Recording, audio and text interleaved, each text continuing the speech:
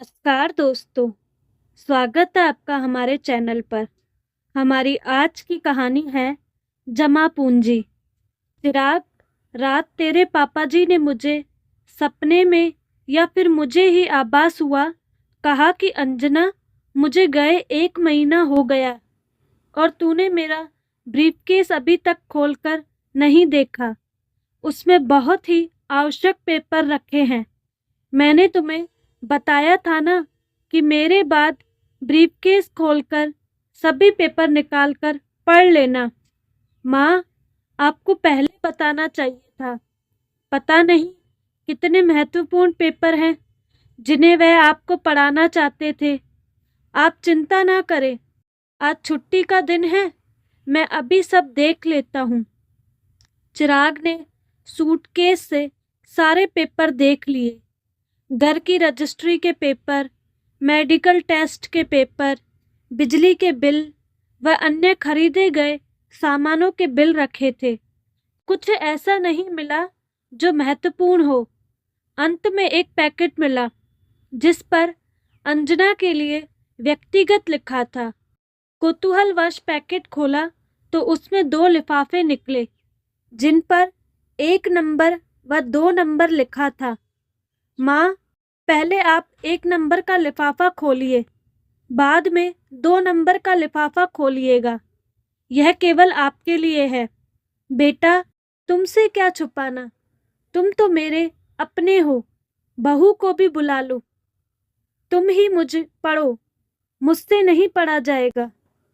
अंजना जब से मैं बीमार रहने लगा तभी से चाहता था कि अपने जीवन से संबंधित हर चीज एवं सब आवश्यक बातें तुम्हें समझा दूं, जिससे मेरे बाद तुम्हें कोई परेशानी ना हो।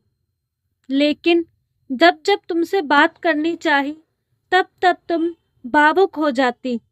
मैं तुम्हें शब्दों द्वारा तो कभी बता नहीं पाया, इसलिए यही निर्णय लिया कि लिखकर सब बातें बता दूं।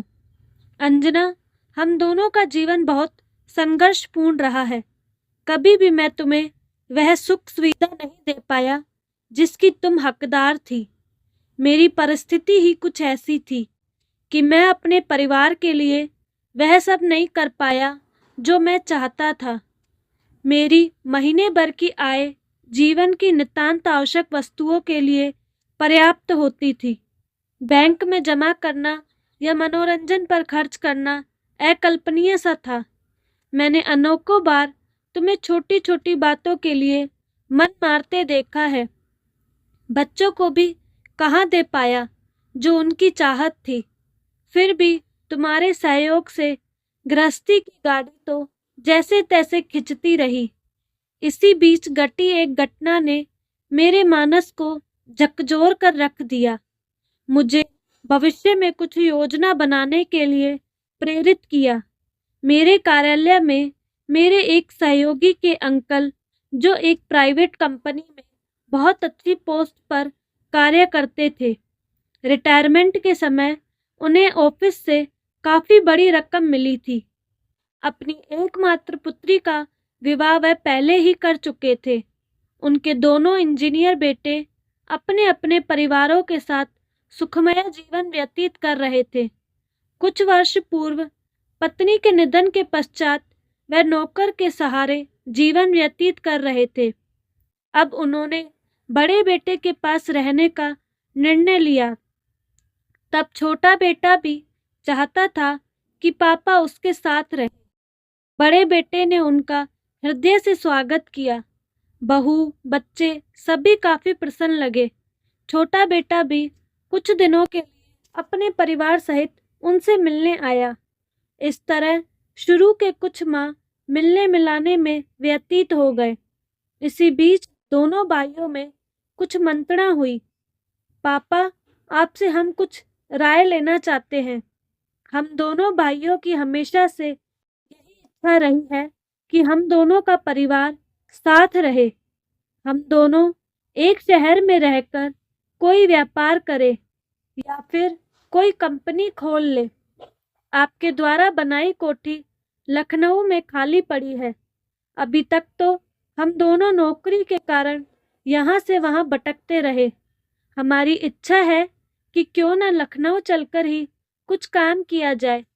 आपका मार्गदर्शन तो हमें मिलेगा ही, एवं आपका समय भी आराम से व्यतीत होगा। पूरा परिवार भी एक साथ रह सकेगा। पापा, अभी तक तो हमारे पास कोई भी काम शुरू करने के लिए पर्याप्त पैसे नहीं थे। यदि आप हमारी सहायता करें तो हमारा यह सपना साकार हो सकता है। मेरे दोस्त के अंकल को बच्चों का सुझाव अच्छा लगा। उन्होंने सोचा कि मेरे बच्चे कितने योग्य हैं कि मिलकर रहना चाहते हैं। उन्हें मेरा भी कितना ख्याल है। पैसे का क्या है, वह तो मेरे बाद भी उनका ही है। अच्छा है, दोनों मेरे सामने ही सेटल हो जाए। मेरा क्या, 2 समय का खाना और बच्चों का प्यार मिलता रहे, यही मेरे लिए बहुत है। इस तरह उन्होंने अपनी पूरी जमा पूंजी लगाकर बच्चों को कंपनी खुलवा दी।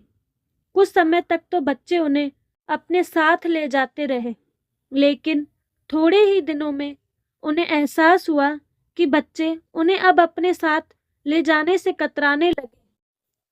कुछ न कुछ बहाना बनाकर वो उन्हें घर पर ही छोड़ जाते। पूछने पर अभद्रता पर उतर आते। अंततः उन्हें घर पर रहने के लिए मजबूर कर दिया गया। इधर बहुएं अपनी गृहस्थी में व्यस्त रहती। ससुर के हर समय घर पर रहने से उनकी स्वतंत्रता में बाधा पड़ने लगी। उन्होंने भी अपनी आवश्यकताओं को अनदेखा करना प्रारंभ कर दिया। स्थिति यह हो गई कि 2 रोटी के लिए भी उन्हें बार बार बहुओं को याद दिलाना पड़ता। वे खुद को अपमानित महसूस करने लगे। तनाव उन पर हावी हो गया। जब समस्या हद पार कर गई तो उन्होंने नींद की गोलियां खाकर अपने को समाप्त कर लिया। उनके पैसे से सबल बने पुत्रों पर किसी को शक नहीं हुआ। उनकी मृत्यु का रहस्य उनकी कोठी की दीवारों में दबकर रह गया। अंजना, इस घटना ने मुझे व्याकुल कर दिया। कई रात मैं सो न सका। मुझे महसूस हुआ कि पैसे का जीवन में कितना अधिक महत्व है।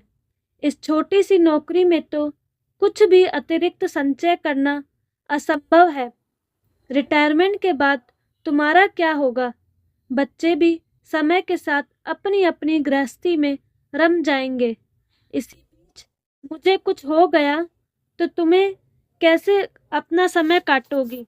यही चिंता मुझे सताए जा रही थी। इसी चिंता ने मुझे नौकरी के अतिरिक्त कुछ अन्य कार्य करने के लिए सोचने पर विवश कर दिया। क्या करूं, कैसे करूं, इसी उधेड़बुन में कई दिन निकल गए। एक मित्र ने सुझाव दिया, तुम पढ़े लिखे हो, क्यों नहीं बच्चों को ट्यूशन पढ़ाते। अंततः उन्हीं के प्रयास से मैं एक सज्जन के यहाँ उनके जुड़वा बच्चों को पढ़ाने लगा। तुमसे कहता तो तुम कभी मुझे यह सब करने न देती। अतः काम की अधिकता का बहाना बनाकर मैं दफ्तर के बाद बच्चों को पढ़ाने जाने लगा। इस तरह मैंने तुमसे पहला और अंतिम भी झूठ बोला। ट्यूशन की आय को हर माह लेने की बजाय मैं साल में एक बार लेता। उस अच्छी खासी रकम से विकास पत्र खरीद लेता, जो 5 साल बाद दुगने होकर मिलने लगे। हर वर्ष यह क्रम बन गया। इन पैसों को मैं बैंक में डालने लगा।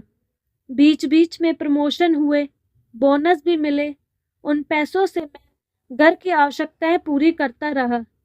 इस तरह रिटायरमेंट तक मैं कुछ पैसे जोड़ पाया। बच्चे मेधावी थे, उच्च शिक्षा प्राप्त कर अच्छी नौकरियों पर लग गए। रिटायरमेंट के बाद दफ्तर से जो पैसा मिला उससे बच्चों की शादियों पर लगा दिया। पेंशन से हम दोनों का खर्च आराम से चल जाता था। अब मन में शांति थी कि बुढ़ापे में किसी पर निर्भर नहीं रहना पड़ेगा। बच्चों के पास आते जाते समय आराम से व्यतीत हो रहा था। अचानक स्वास्थ्य खराब होने पर जब डॉक्टर को दिखाया तो उन्होंने मुझे डरा ही दिया। उनके अनुसार मुझे शुगर के साथ साथ दिल की बीमारी भी होने की प्रबल संभावना थी। ब्लड प्रेशर भी कंट्रोल में नहीं आ रहा था। डॉक्टर के अनुसार मुझे कभी भी कुछ भी हो सकता था। यह जानकर मैं चिंतित रहने लगा।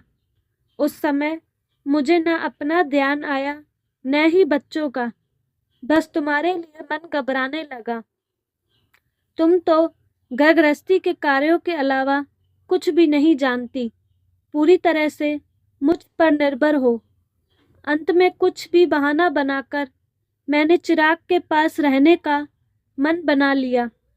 चिराग एवं चंचल काफी समय से आग्रह कर रहे थे कि मम्मी पापा अब आप हमारे पास आकर रहिए। तुमने भी मेरे लिए मेरे निर्णय को सहर्ष स्वीकार कर लिया। जल्द ही हम दोनों घर किराए पर चढ़ाकर चिराग के पास आ गए। मुझे चिराग व चंचल पर पूरा विश्वास था कि मेरे बाद ये दोनों तुम्हें कुछ भी कष्ट नहीं होने देंगे। लेकिन इनकी भी गृहस्थी है, अपनी समस्याएं हैं, खर्च है, पारिवारिक समस्याएं हैं, चिराग की भी सीमित आय है। मैं नहीं चाहता कि हमारा अतिरिक्त आर्थिक बोझ इन पर पड़े। अंततः मैं अपनी पेंशन घर में खर्च करने लगा। तुम्हारे सामने तुम्हारी सहमति से ही मैं सब कर पाया। उन्होंने भी हमें कभी निराश नहीं किया। दोनों हर परेशानी में हमारे साथ खड़े दिखाई दिए। अंजना, मेरे बाद तुम्हें भी पेंशन मिलेगी।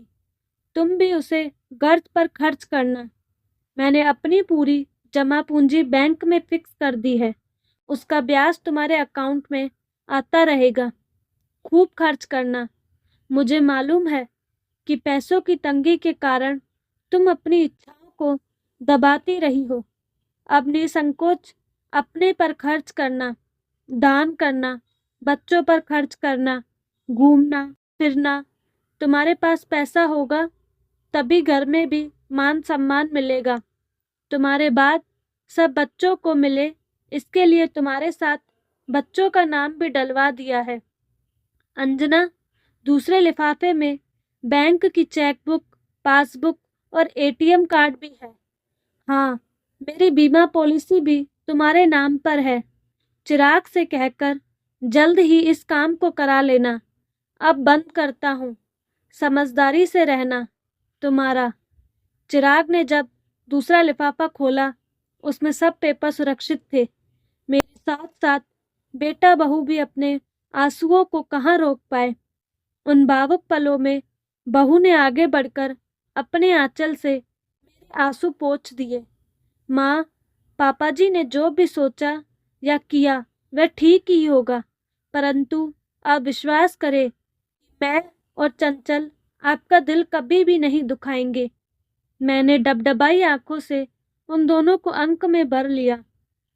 चिराग, तेरे पापा जी ने त्याग करके मेरे सुख के लिए इतनी बड़ी रकम जमा कर दी ताकि उनके जाने के बाद मुझे किसी पर निर्भर न रहना पड़े, परंतु वे ये भूल गए कि शुरू से ही उनका हाथ थामकर चलने वाली ये अंजना क्या उनके बिना एक कदम भी चल पाएगी।